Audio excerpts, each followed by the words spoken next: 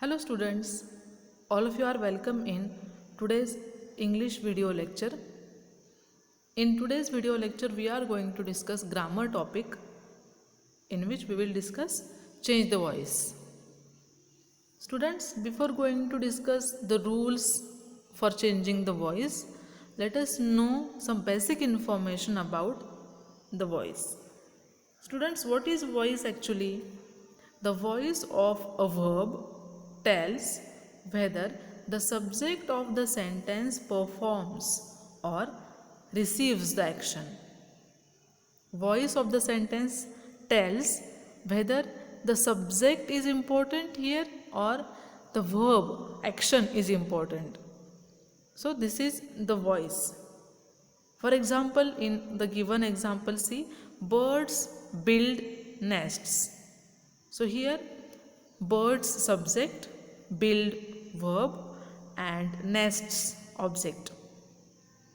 Students, all of you know that in English many sentences, most of the sentences, they are having the common construction subject, verb, object. So here birds is the subject, build is verb and nests object. So here verb build, building action, building of a nest. This is the action, verb here. So in the first sentence birds are given importance because birds are building nests. Birds build nests. But on the other hand, in second sentence, nests are built by the birds. Action is the same, building the nest. But here object came first and now birds subject is at the last position of the sentence. So here importance is given to the object and action is now received by the subject. Now subject is not performing the action, subject is only receiving the action. कुठल्या गोष्टीला महत्त्व दिलं गेलं आहे याच्यावरून त्या वाक्याचा voice कोणता आहे ते ओळखता येतं. थोडक्यात जो कर्ता आहे तो एखादी क्रिया करतोय आणि त्या कर्त्याला महत्त्व दिलं गेलं आहे, याला म्हणायचं ॲक्टिव्ह व्हॉइस. आणि जेव्हा एखादी क्रिया महत्त्वाची आहे आणि ती कर्त्याकडून करवून घेतली जाते किंवा जास्त महत्त्व क्रियेला दिलं गेलं आहे किंवा कर्माला दिलं गेलं आहे तिथे आपण पॅसिव्ह व्हॉइस आहे असं म्हणतो. All of you know that there are two types of voice, that is active voice and passive voice. In active voice, the subject performs the action expressed by the verb. The subject is doing something. Importance is given to subject. And in passive voice, the subject receives the action expressed by the verb. In the second type, passive voice, subject is not so active. Subject is just receiving the action. जास्तीचं महत्त्व क्रियापदाला दिलं गेलं आहे किंवा कर्माला दिलं गेलेलं आहे. महत्त्व इथे कर्त्याला नाही आहे, सब्जेक्टला महत्त्व नाही आहे पॅसिव्ह व्हॉइसमध्ये. So this is active voice and passive voice. आता all of you know that there are some rules for converting active voice into passive voice. If you will go through these given steps, you can easily convert one voice into another one. Students, all of you know that you may have studied there are some rules related to tenses, there are some rules related to subject and object for change the voice. Here we will discuss step by step so that it will be easy for you to understand. Now what is the first step when you are converting one voice into another one or when you are converting active into passive? The first step is identify the subject, the verb and the object. If possible, you can underline the subject, verb and object. Now what is the second step? Change the object into subject. That is, we are going to change the position of subject and object. वाक्यातला कर्ता आणि कर्म यांच्या आपण जागा बदलणार आहे, म्हणजेच त्याचं महत्त्व पण बदलणार आहे. Put the suitable helping verb or auxiliary verb. All of you know that when we are converting one voice into another, form of the verb will be changed. ॲक्टिव्हचं पॅसिव्ह करताना किंवा पॅसिव्हचं ॲक्टिव्ह करताना क्रियापदाचं स्वरूप बदलणार आहे, म्हणून आपल्याला सुटेबल हेल्पिंग व्हर्ब वापरावं लागणार आहे. नंतर change the verb into past participle of the verb. मी जे म्हटलं की वाक्यातल्या क्रियापदाचं स्वरूप बदलणार आहे, रूप बदलणार आहे. मग ॲक्टिव्हचं पॅसिव्ह करताना compulsory we will use past participle of the verb, क्रियापदाचं तिसरं रूप. When we discussed tenses we have gone through already, we have discussed what is verb, what is past form, what is participle form, पाहिलेलं आहे आपण सगळं ते. मग change the व्हॉइसमध्ये ॲक्टिव्हचं पॅसिव्हमध्ये करताना compulsory we should use V3, that is past participle of the verb. Add the preposition by. When we are converting active voice into passive, we should add preposition by before the subject. When actual आपण जेव्हा example घेऊ तुम्हाला अजून हे clear होणार आहे. And change the subject into object. 3 महत्त्वाचे बदल आहेत. पहिला बदल ऑब्जेक्ट आणि सब्जेक्टचा चेंज करायचा आहे तो. दुसरा बदल क्रियापदचं रूप. आणि तिसरा बदल helping verb. So it is very simple to understand. Just try to focus the steps and then rules. You can easily convert one into another one. Now these are the steps. Now let us discuss the rules. Actually काय बदल करायचे. Now first very important change for converting active into passive, that is change in the verb form. To change the verb form, वाक्यातलं क्रियापद जे आहे त्याचं रूप बदलायचं आहे. पण ते करण्यासाठी we are going to focus the tense of given sentence. वाक्यातला काळ कुठला आहे तो काळ ओळखून त्या काळाप्रमाणे आपण व्हर्बमध्ये बदल करणार आहे. When we are converting active into passive or passive into active. पहिलं काम काय करणार आहे आपण, सब्जेक्ट व्हर्ब आणि ऑब्जेक्ट अंडरलाईन करणार आहोत. और we will identify the subject verb and object. And then we will try to understand, identify the tense of given sentence. Why we will identify the tense? कारण जेव्हा आपण त्या वाक्यातला काळ ओळखू शकू तेव्हाच आपण त्या काळानुसार व्हर्बचा फॉर्म बदलू शकणार आहे. So let us discuss how we are going to convert the tenses. आता आपण इथे ॲक्टिव्हचं पॅसिव्ह कसं करायचं आहे हे पाहतोय. Because in exam most of the sentences you will have changing active into passive, but for making or converting passive into active you will just exactly do the reverse action. So here let us discuss the rules for active into passive. So as I said, we will discuss according to tense, but before that आपण ज्या आता वरती steps पाहिल्या, let us discuss those steps here. One sentence is given. Geeta wrote a letter. Identify the subject, verb, object. Here Geeta is subject, wrote verb, a letter object. Now let us understand or identify the tense of the given sentence. What is the tense here?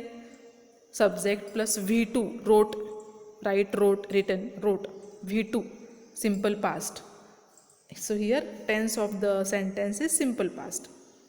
मग आता काय केलं इकडे, how to convert active into passive voice. A letter.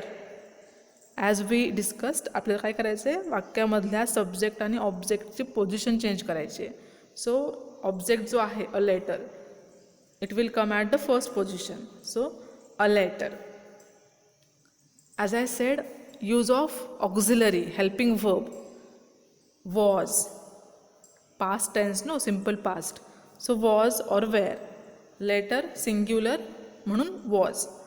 A letter was written. wrote चं काय झालं, written. I said no in our steps. For passive voice, compulsory we should use past participle of the verb.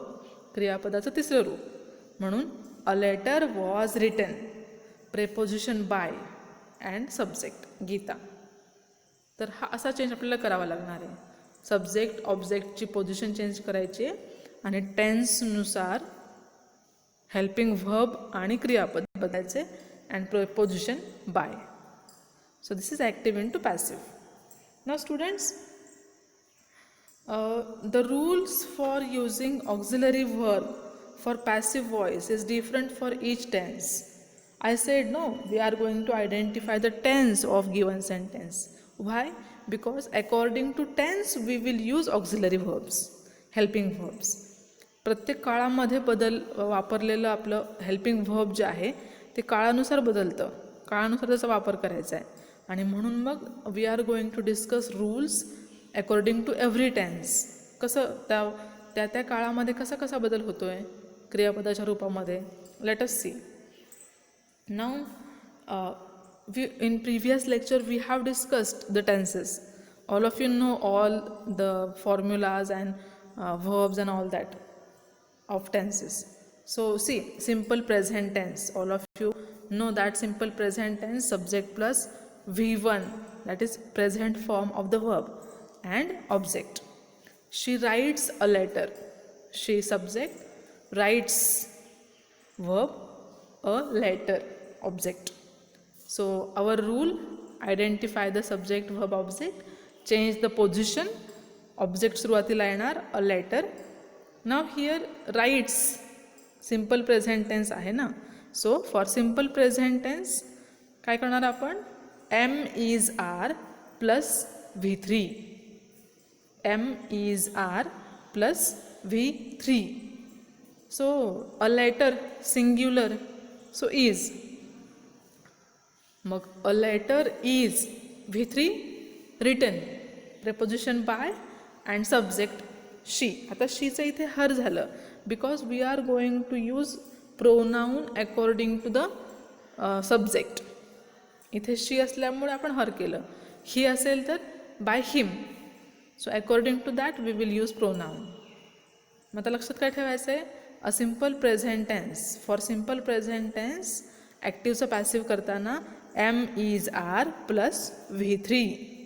सब्जेक्टचं verb, सब्जेक्टचं object, ऑब्जेक्टचं subject.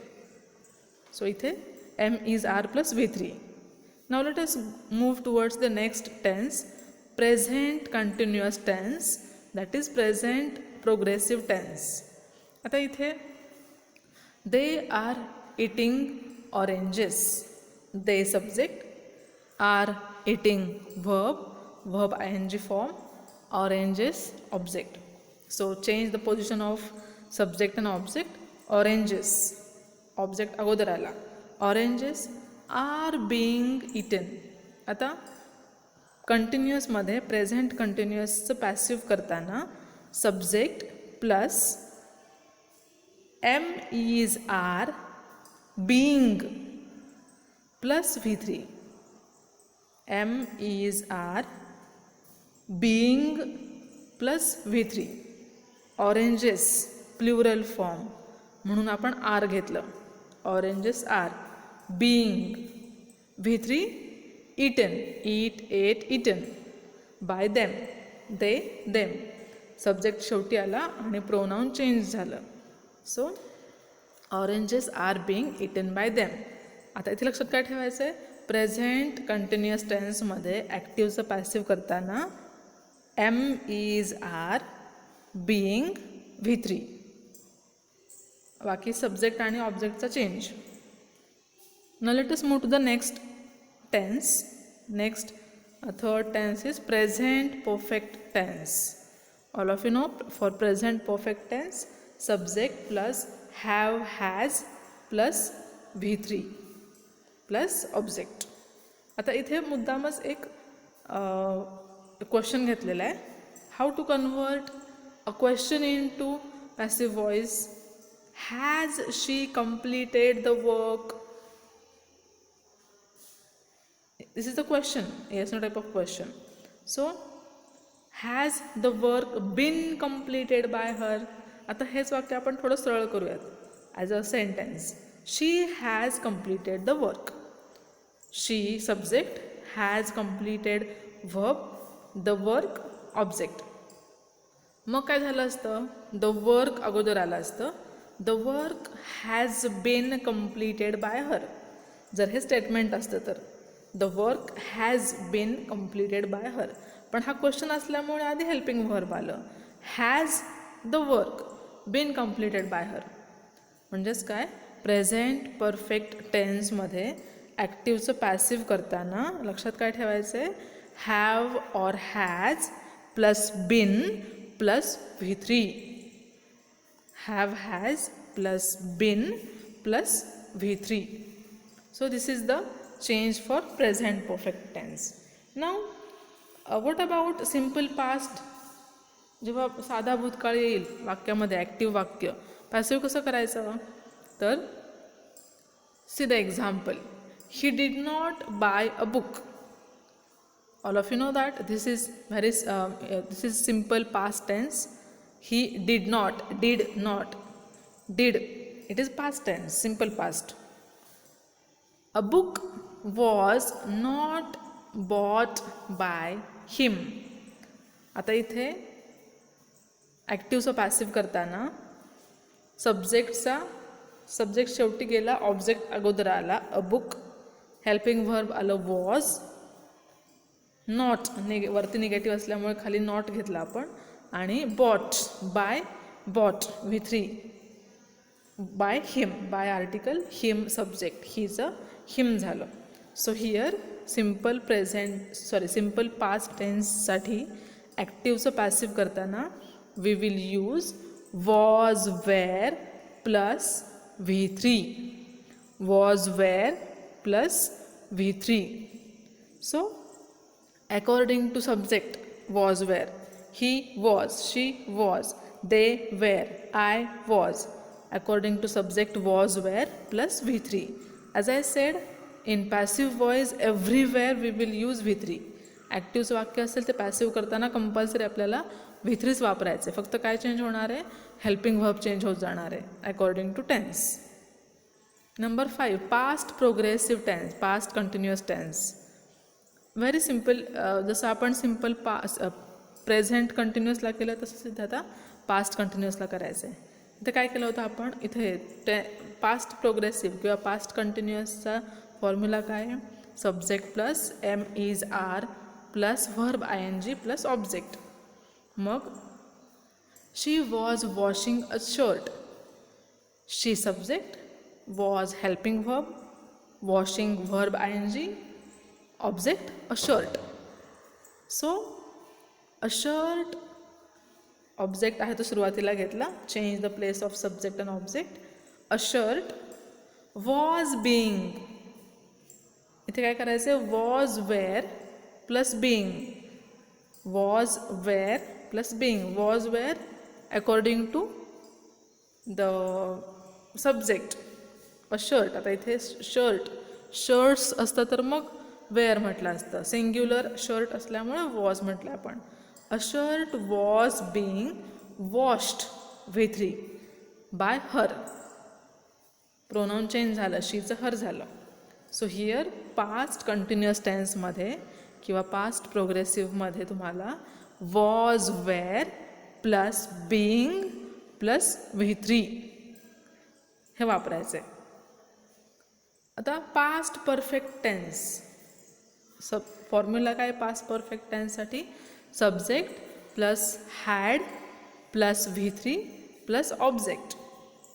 They had won the match. They subject, had helping verb, won V3 and the match object. The match had been worn by them.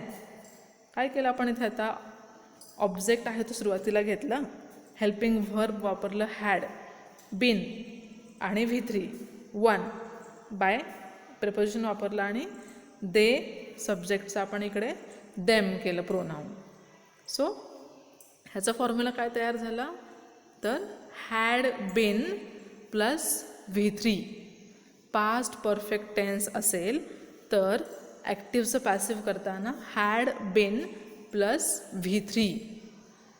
Okay, so what about simple past? Active voice. She will write a poem.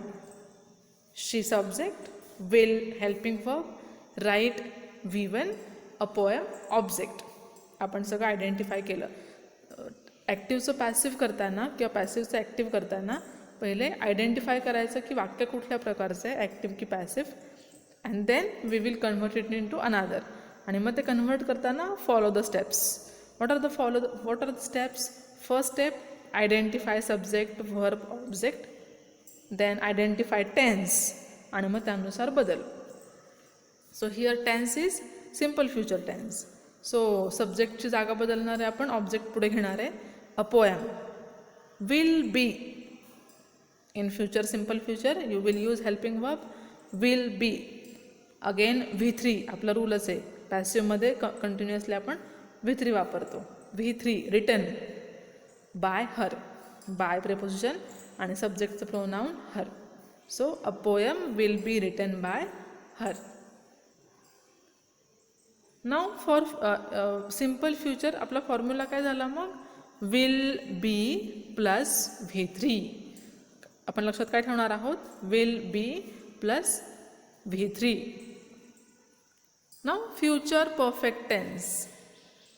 He will have received the letter. आपण टेन्सेसमध्ये सगळं पाहिलेले rules काय आहेत ते. Subject plus will have plus V3 plus object. आता इथे ॲक्टिव्हचं passive करताना कसं होणार आहे? ऑब्जेक्ट आधी येणार, द लेटर, हेल्पिंग व्हर्ब काय होणार? विल हॅव बीन आणि plus V3 received by him. So इथे लक्षात काय ठेवायचं आपण? Will have been plus V3. Will have been plus V3. So this is the formula for future perfect tense. Now students, आता हे सगळं टेन्सेसनुसार आपण चेंजेस केले. What are some important things? आता हे सगळं स्टेटमेंट्ससाठी होतं. साधी वाक्य जे असतात आपली नेहमीची स्टेटमेंट्स, सब्जेक्ट, व्हर्ब, ऑब्जेक्ट, त्यावेळेला आपण कसं करायचं ते पाहिलं. Now let us discuss about the other kind of sentences.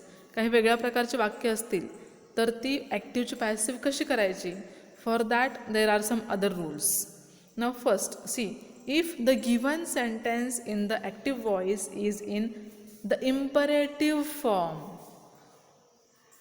All of you know that imperative sentence, the sentence in which there is a command, request, order. So these are called as imperative sentences. आज्ञार्थी वाक्य म्हणतो आपण.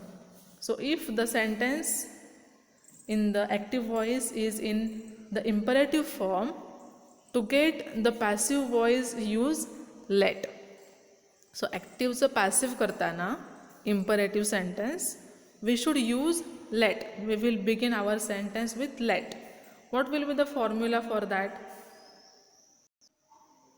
What will be the formula? C, let plus object plus be plus past participle. एक slide change होतो इथे. काय होतं फक्त की आपण ऑब्जेक्ट जो आधी घ्यायचो त्या ऑब्जेक्टच्या आधी आपण लेट लावणार आहे.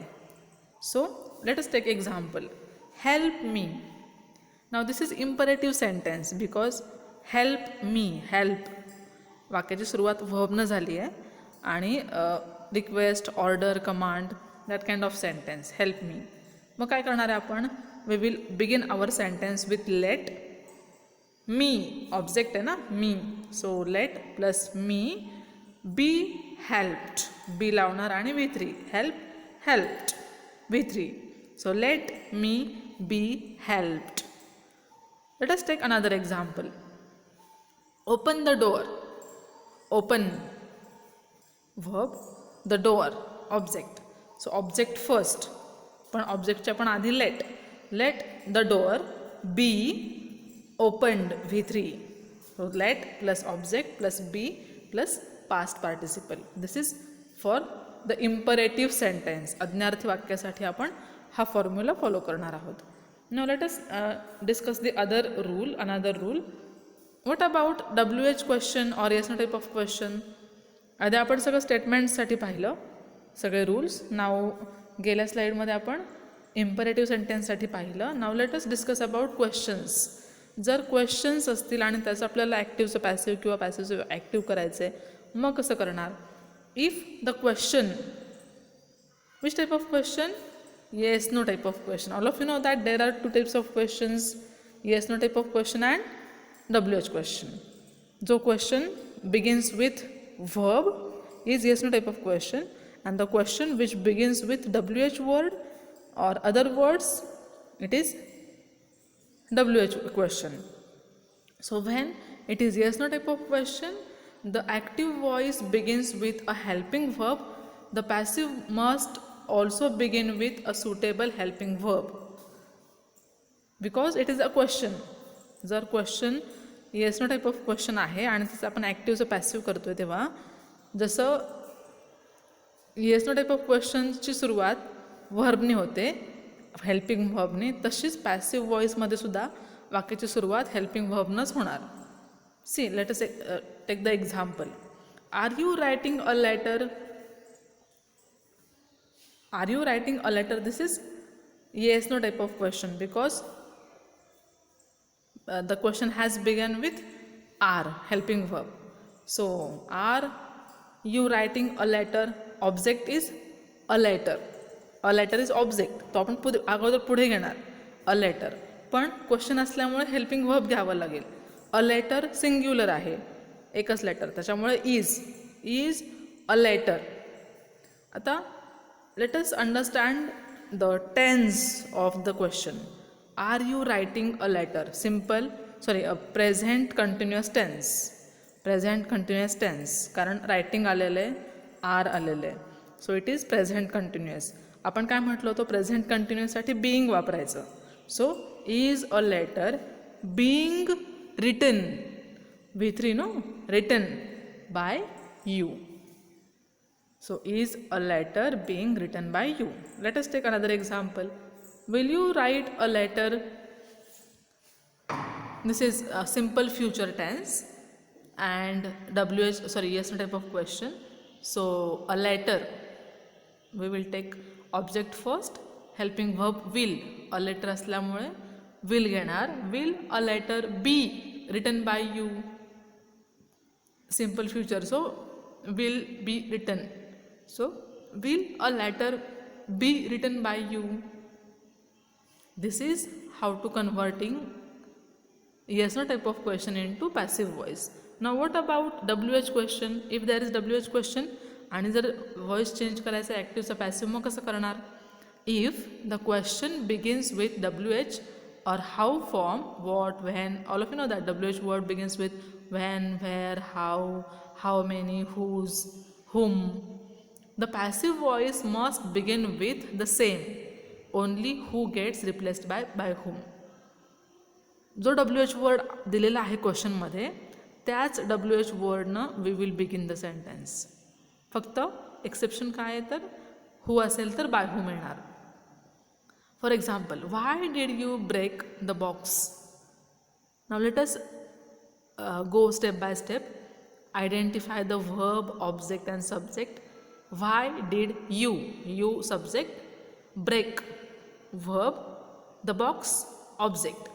मग आता आपल्या रूलप्रमाणे द बॉक्स आधी घ्यावा लागेल, पण आधी हेल्पिंग वर्ब घ्यावं लागेल आणि WH वर्ड घ्यावा लागेल. आपण काय म्हटलो आहे की आहे तसाच WH वर्ड घ्यायचा आहे, फक्त हू सोडून. सो व्हायचं व्हाय राहणार आणि द बॉक्ससाठी एकच बॉक्स असल्यामुळे वॉज येणार. बॉक्सेस असतं तर मग वेअर केलं असतं. Why was the box broken V3 by you, subject आहे तसाच, question mark. who broke the window, by whom. आपण वरती म्हटलो की जर who असेल तर मात्र by whom करायचे, बाकी एरवी क्वेश्चनसाठी WH वर्ड आहे तोच घ्यायचा आहे. So here by whom was the window broken. by whom was the window broken. आता इथे by whom